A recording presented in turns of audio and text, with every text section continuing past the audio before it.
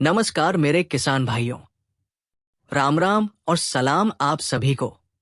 आज की ये वीडियो उन किसानों के लिए नहीं है जो सिर्फ सुर्खियां सुनते हैं।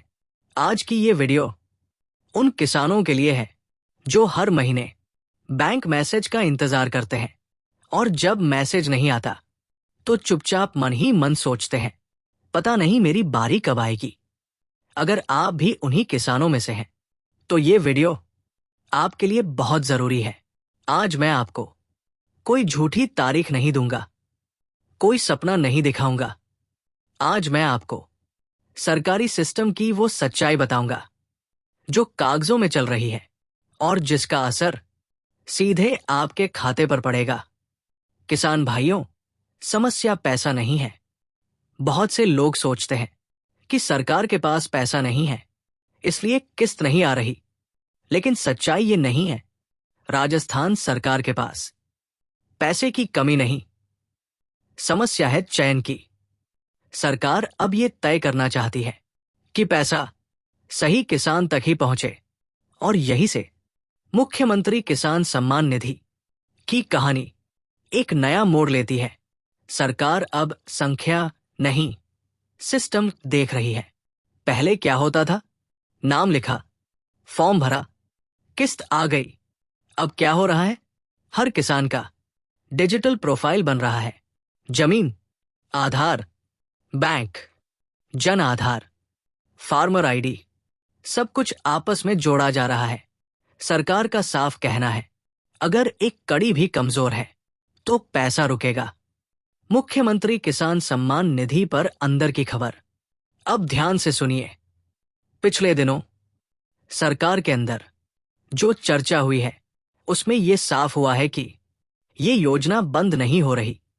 पैसा देना सरकार की प्राथमिकता है, लेकिन पहली किस्त से पहले छंटनी होगी। छंटनी का मतलब किसानों को हटाना नहीं, बल्कि गलत रिकॉर्ड हटाना।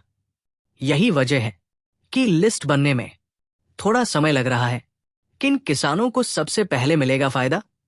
सरकारी फाइलों के अनुसार पहली प्राथमिकता उन्हें मिलेगी जिनका बैंक खाता एक्टिव है, जिनकी जमीन का रिकॉर्ड साफ है, जिनका जन आधार अपडेट है, जिनकी पिछली योजनाओं में कोई गड़बड़ी नहीं।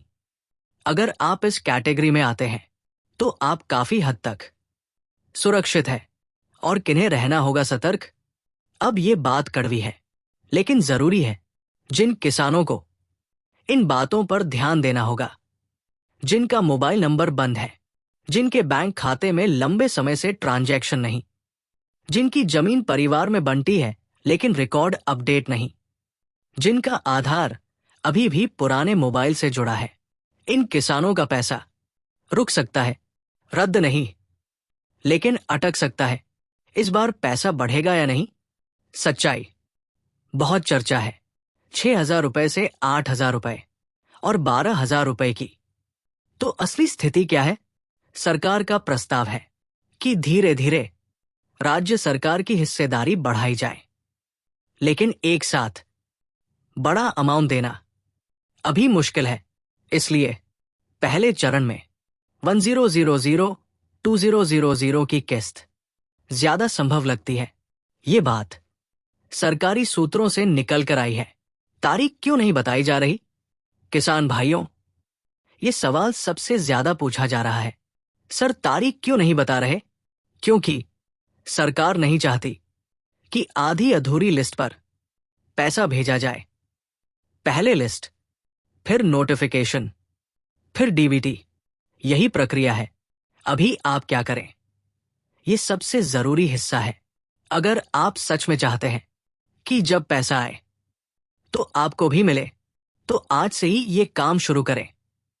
ई मित्र जाकर स्टेटस निकलवाएं, बैंक में डीबीटी लिखित में चेक करवाएं, जन आधार में मोबाइल अपडेट करवाएं, जमीन रिकॉर्ड की नकल देख लें।